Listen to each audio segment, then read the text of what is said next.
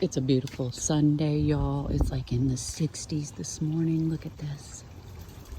We're about to all pack up and head to Galveston. We're going to go to the Rainforest Cafe and have lunch. Meet the other grandbaby there.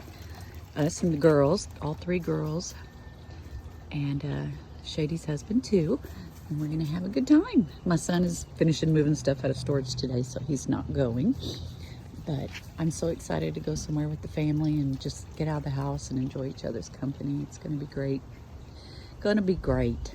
Right, Zelly? Even though you got to stay home.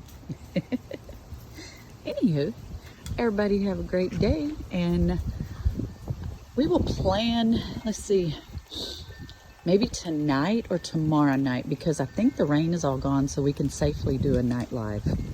So you guys can see all the lights. I know I say it a lot and I end up not doing it, but dang it, every time I plan something, something else happens. We're gonna work on it, all right?